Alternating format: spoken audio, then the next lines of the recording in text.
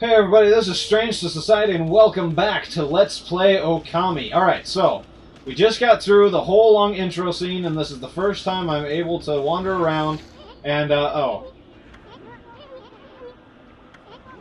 And apparently I can't go this way. Now, there is going to be a lot of dialogue in this. Some of it I will talk over, if it's not that important, because Isun... well, he likes to talk. He has a lot of dialogue in here, but if it's an important scene, if there's something special going on, then I won't talk and I'll let you guys just kind of enjoy the scene. But as of right now, this is what basically would be the tutorial section, so let's get right into it. This will probably be the last loading screen that I show, if it's a long one. Hold on.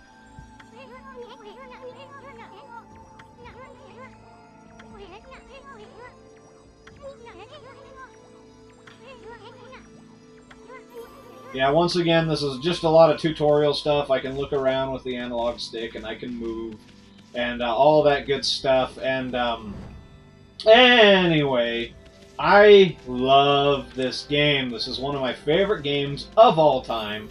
I remember when this came out, this was my favorite game of all time for the longest time. And, okay, so basically, Isun's going to talk about this as an origin mirror, and, you can read what he's saying, but basically this is going to be our save point.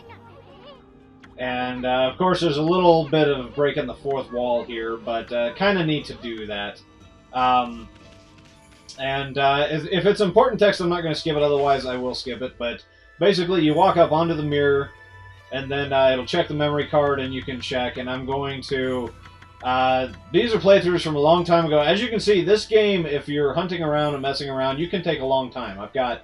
this one save file is 57 hours and 56 minutes. And right now we're just at, let's see.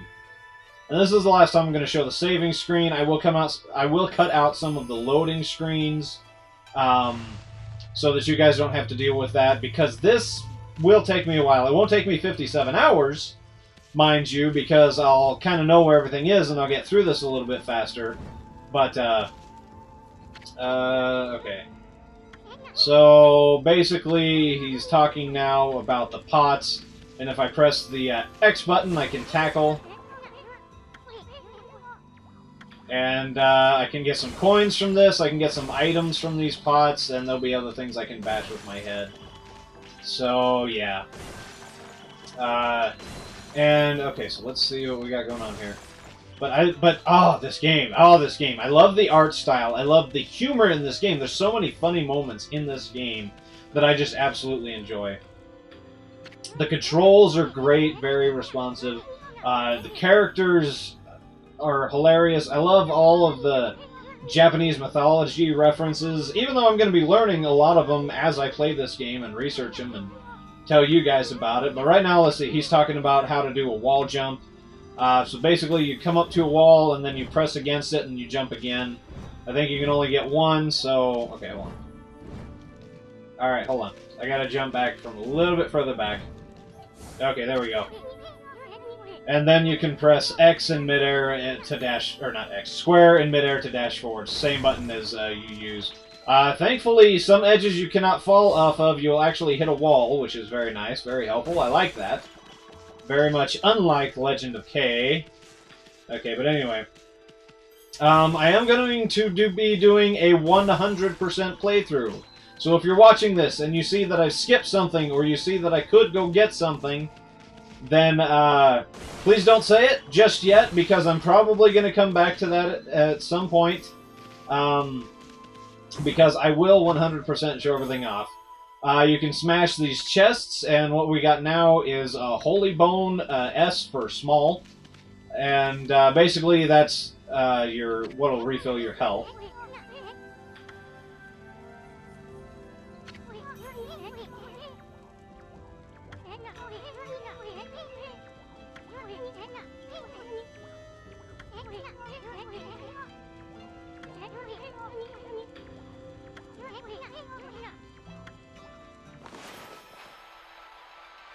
And this is explaining one of the main mechanics of this game.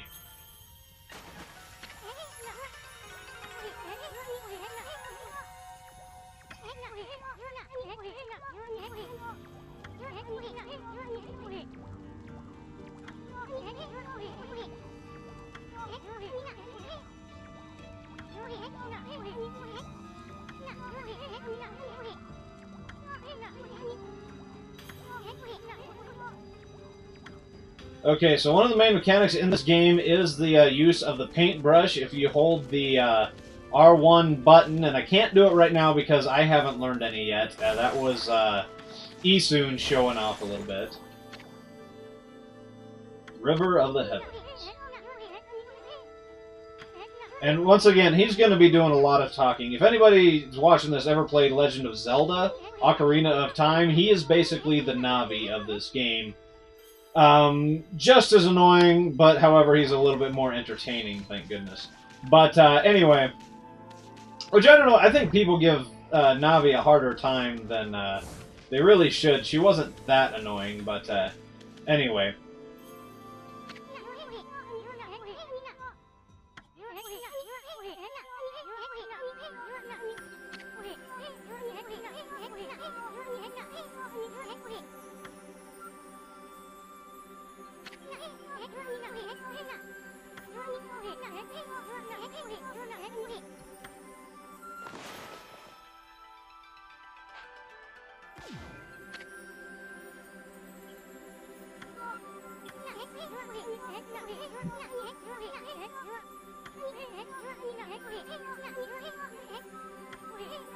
Okay, so this is one way that we get most of our powers, and that is through constellations. And whenever we see a constellation, we have to complete it. And I'm using the PlayStation 2 controller, so it's not, so it's a little touchy, but I can get there usually. And we just completed the constellation, and that constellation turns into a creature.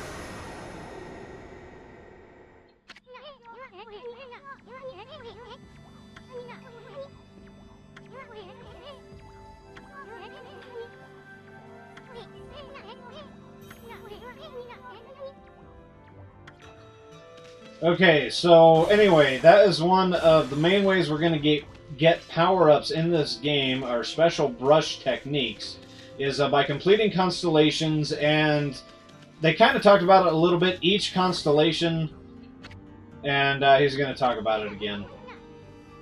But anyway, each constellation has the power of one brush technique, and they kind of describe it. That opening story, if you saw the first video, talked about a wolf named Shiranui. Shiranui was actually Amaterasu, which is the character we're playing now. However, after the battle with Orochi, Amaterasu lost all the power, and the power scattered. And so those powers became all these different gods, and each god containing one power. And so we have to go meet them all and get our powers back, basically. But you just take this and fill it in there, and boom, look at that.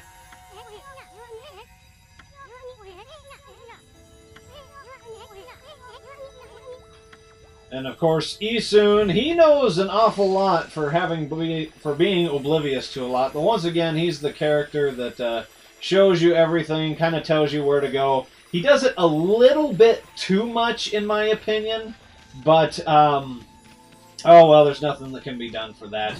At least he's humorous. And we found an astral pouch. Long story short, if you fill it up, if you can fill it up, then when you die, it's basically will bring you back to life. However, it does take quite a bit to fill it up. Now, you might be asking, how do you fill it up? Well, you need to collect food, such as an apple.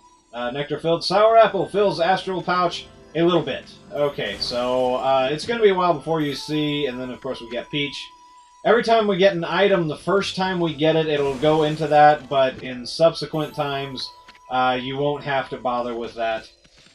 So that is nice. But anyway, we're pretty much done in there because we got our power now.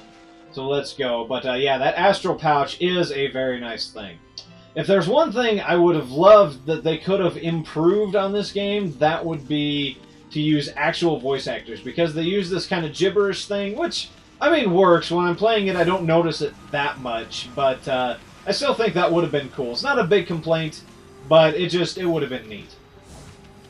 This is an exploration game. It is highly explorative. There are a lot, and I mean a lot of things that you can go find, and lots of secrets and things to collect and all this. Speaking of which, there's a chest over here that contains a stray bead. There are 100 stray beads. In fact, I think there might be 101, or maybe more than 100, but we'll talk about them later.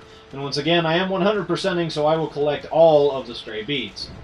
Amaterasu, although it can get into water, does not like the water and will slowly die if you continue to stay in the water.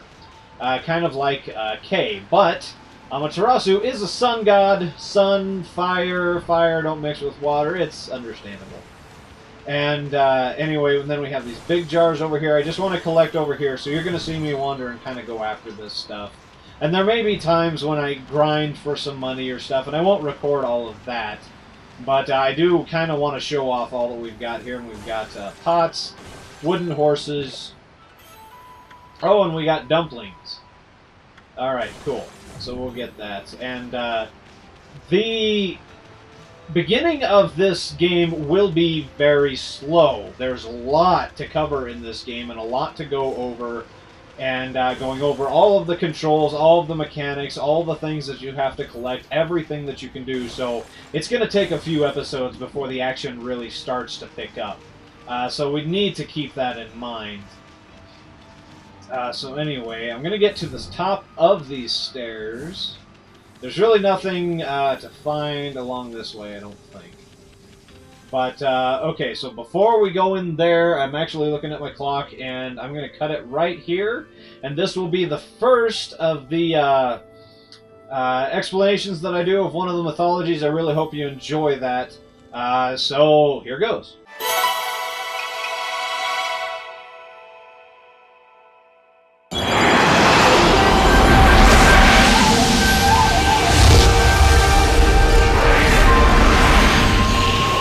Okay, so first up, I'm going to talk about Yomigami.